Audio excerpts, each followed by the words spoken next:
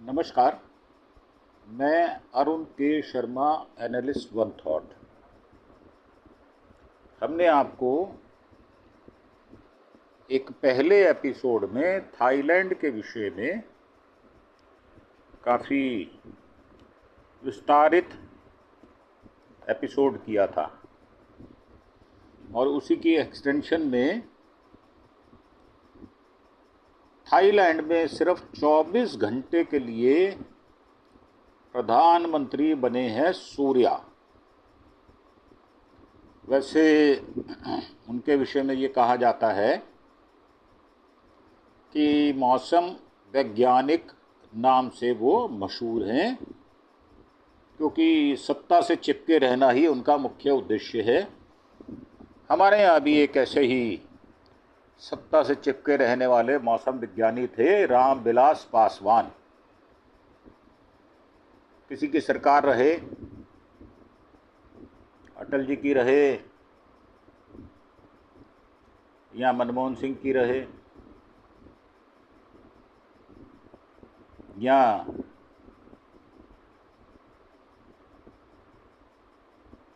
किसी की और की रहे, उनको केंद्रीय मंत्री बनना है। मोदी साहब की सरकार रही तो मोदी साहब से चिपके रहे, बल्कि चिपटे नहीं रहे, लिपट लिपट के चिपकते रहे। क्योंकि जो केंद्रीय सरकार में जो कैबिनेट मिनिस्टर होता है, उसको जो सुविधाएं मिलती हैं, असल में वो मलाई चाटनी थी उन्होंने। और वो अब उनका पुत्र भी उनके नक्शे कदम पर चलते हुए मलाई चाट रहा है सत्ता की। तो ऐसे ही सूर्य भी हैं, वो थाईलैंड में हैं, मौसम वैज्ञानिक के नाम से मशहूर हैं। एक दिन पहले कोर्ट ने शिनवात्रा को हटाया था और नए पीएम सूर्य ने बुधवार सुबह बैंकॉक में प्रधानमंत्री कार्यालय की सालगिरह पर आयोजित समारोह में हिस्सा लेकर अपने 24 घंटे के कार्यकाल की शुरुआत की है। और थाईलैंड में राजनीतिक उथल पुथल के बीच बुधवार को सूर्या जुंगरुंग रेंगकिट को देश का कार्यवाहक प्रधानमंत्री नियुक्त कर दिया गया। 70 वर्षीय सूर्य सिर्फ 24 घंटे के लिए पीएम की जिम्मेदारी संभालेंगे। उन्होंने निलंबित प्रधानमंत्री पाइतैंगतार्न शिनवात्रा की जगह ली है, जिन्हें संवैधानिक अदालत के आदेश के बाद पद से हटाया गया था। सूर्य को थाई राजनीति में मौसम विज्ञानी कहा जाता है, क्योंकि वो हमेशा सत्ताधारी पार्टी के साथ सरकार में रहे। बैंकॉक पोस्ट की रिपोर्ट के मुताबिक थाईलैंड में गुरुवार को मंत्रिमंडल में फेरबदल तय होना है। गृह मंत्री फुमथाम वेचायाचाई को उप प्रधानमंत्री के रूप में शपथ दिलाई जा सकती है। उनके कार्यभार संभालने के बाद सूर्य का कार्यवाहक प्रधानमंत्री के तौर पर कार्यकाल समाप्त हो जाएगा। थाईलैंड की संवैधानिक अदालत ने मंगलवार को प्रधानमंत्री पेतोगटान शिनवात्रा को सस्पेंड कर दिया था और पाइतैंगतार्न शिनवात्रा अगस्त 2024 में देश की प्रधानमंत्री बनी थी। पहले भी उनके पिता यहाँ के प्रधानमंत्री रह चुके हैं। अब पीएम का ऑडियो लीक हो गया। आर्मी चीफ की आलोचना की थी उन्होंने, इसलिए उनको इस्तीफा देना पड़ा। दरअसल पीएम पाइतैंगतार्न का कंबोडिया के नेता के साथ बातचीत का एक वीडियो लीक हो गया था। इसमें पीएम कंबोडिया के नेता हुन सेन को चाचा कहती हैं। थाई सेना प्रमुख को अपना विरोधी बताती हैं। कंबोडिया और थाईलैंड के बीच सीमा विवाद चल रहा है।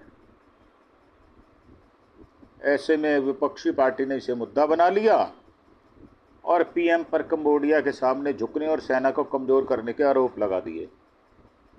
सीमा विवाद के दौरान हुई इस टिप्पणी के कारण पेंतोगतार्न पर जिसके चलते उनकी लोकप्रियता घट गई।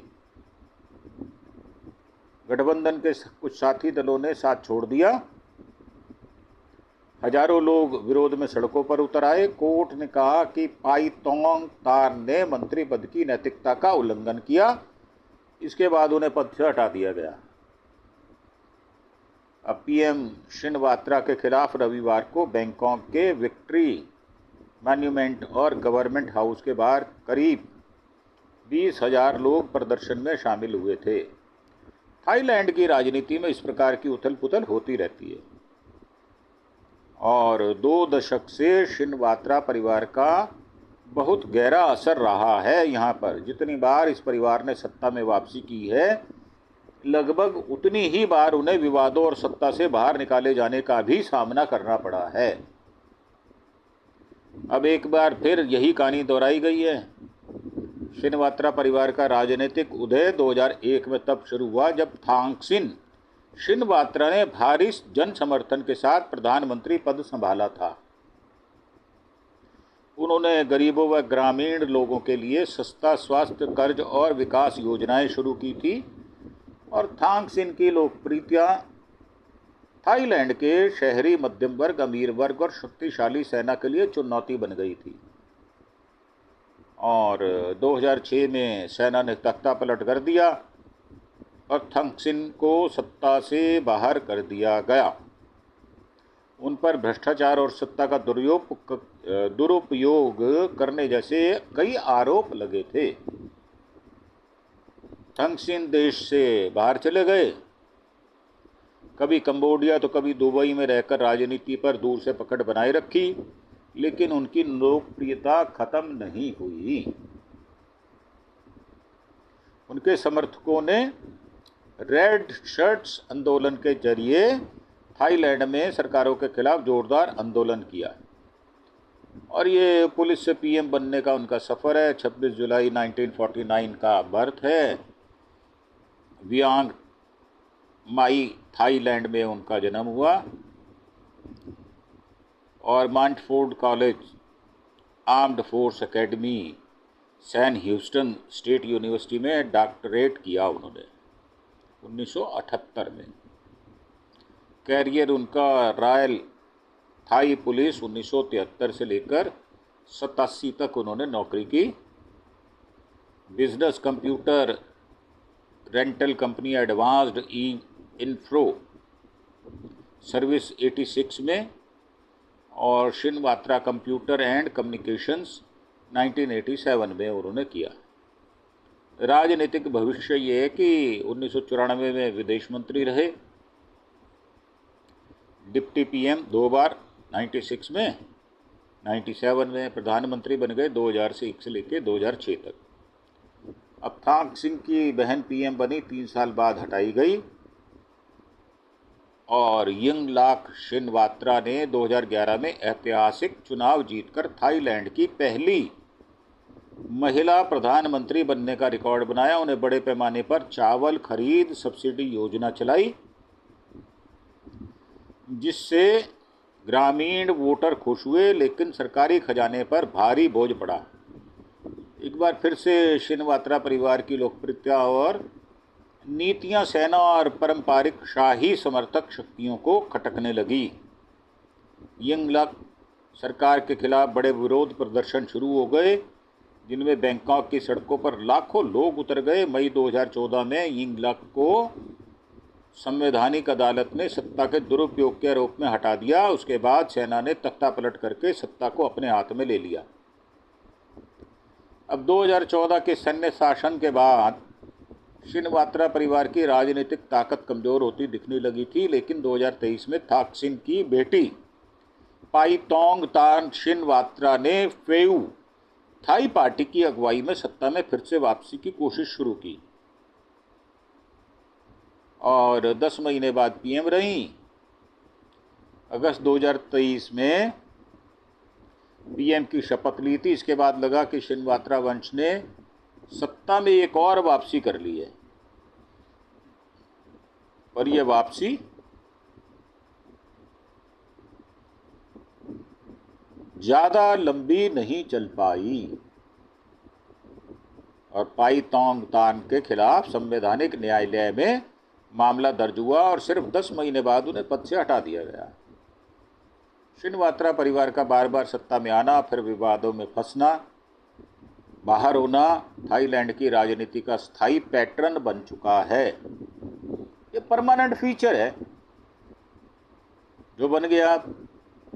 थाईलैंड में शिनवात्रा परिवार ग्रामीण इलाकों और गरीब तबकों के बीच बेहद लोकप्रिय हैं, लेकिन थाईलैंड की राजनीति में सेना और शाही समर्थक ताकतों का प्रभाव इतना गहरा है कि शिनवात्रा वंश की सरकारें लंबे समय तक टिक नहीं पाती।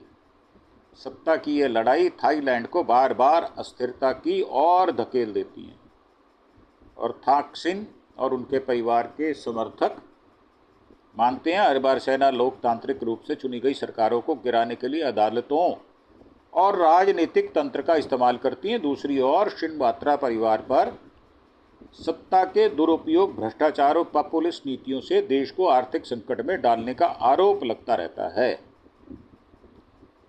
तो ये थी हमारी छोटी सी प्रस्तुति आपके लिए थाईलैंड के विषय में। कैसा लगता है जब हम देश से बाहर जाकर इस प्रकार की जो वीडियोस होती हैं उनको आपके सम्मुख प्रस्तुत करने का काम करते हैं।